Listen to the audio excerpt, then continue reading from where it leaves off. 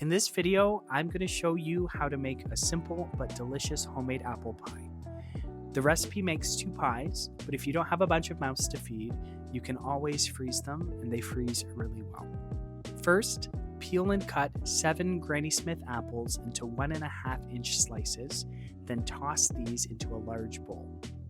We're going to add 1/2 cup of granulated sugar, 1/2 cup of brown sugar lightly packed, 2 tablespoons of all-purpose flour, 1 teaspoon of cinnamon, 1/8 teaspoon of nutmeg, and 1 tablespoon of lemon juice. Mix all this together, making sure to fully coat each slice and getting any dry ingredients off the bottom of the bowl. We're going to let this sit for about 5 to 10 minutes to let all of those juices start to gather. This is a great time to preheat your oven to 400 degrees and get your pie shells ready to go.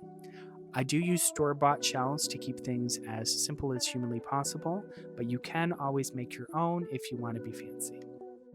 Now let's go back to our apples and pour all that extra juice into a small saucepan. You can use a strainer if it makes your life easier. I personally just didn't want any extra dishes. Mix 1 tablespoon of cornstarch with some water, then add this to your mixture and heat over a medium-high heat until it thickens up. This doesn't take long. Once it begins to boil, it's basically done. Remove it from heat and stir in 3 tablespoons of butter. And once it's cooled a bit, we're going to stir this awesome gooiness back into your apple mixture, and then we can start filling the pies. I try to make sure the pies are filled evenly and that the slices aren't poking up in a way that could pierce through the top of the pie while it bakes. Gently flip the pie tops onto the bottoms and slowly and very carefully peel it out of the container. Next, we'll pinch the top and the bottom edges of the pie shells together, trim any excess off, and then I usually go around once more for good measure. But I do still get some leakage from time to time, so like me, you can always line your cooking tray with some parchment paper to save on the mess.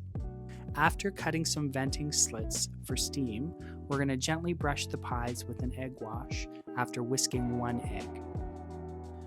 Cook for 25 minutes at 400 degrees, then reduce to 375 for 30 minutes or until the crust is golden brown and the filling is bubbling.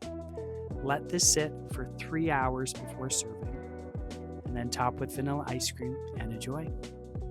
Thanks for watching.